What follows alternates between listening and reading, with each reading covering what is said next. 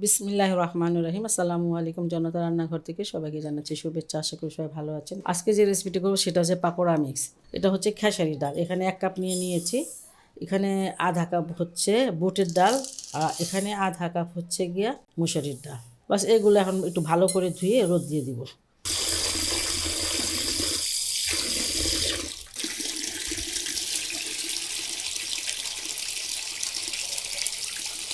ধোয়াটা হয়ে গেল, দেখেন কুইকে পানি বের হচ্ছে।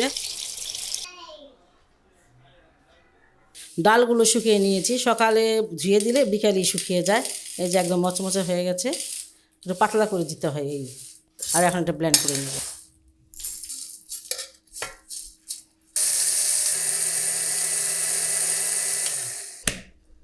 এই যে একটু মোটা মোটা দানা হবে, যেমন যে কোনো একটা আপনার পছন্দ অনুসারে জারে রেখে দিবেন। এখানে আমি আধা কাপ নিয়ে নিলাম পেঁয়াজু, যে মিক্সটা সেটা অল্প একটু বানাবো সেজন্য অল্প নিলাম। একটু ধনিয়া পাতা দিয়ে দিব, 1 মুঠ দিয়ে দিব পেঁয়াজ কুচি।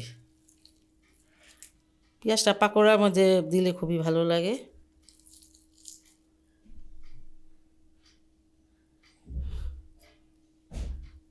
তিনটা কাঁচামরিচ কুচি দিয়ে দিলাম।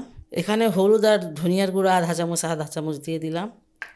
যে ভাজা জিরার গুঁড়াটা আধা চামচ, আদা রসুনের পেস্ট 2টা মিলে 1 চামচ, স্বাদ মতো লবণটা দিয়ে দিচ্ছি। একটু চটকিয়ে নিতে হবে সব কিছু। আপনারা একবারে অনেক বেশি করে বানিয়ে আপনার যার যতটুকু প্রয়োজন বানিয়ে রেখে দিবেন। এইভাবে পানি দিয়ে দিব।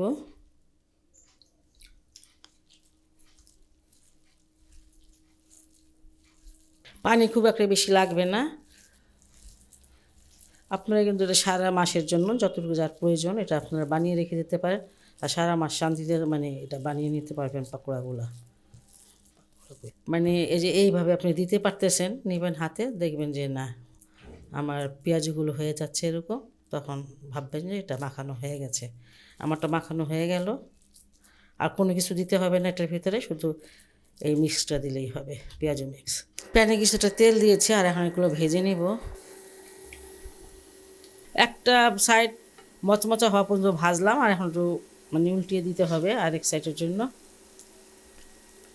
দেখেন মাশাআল্লাহ কালারটা কত সুন্দর হয়েছে।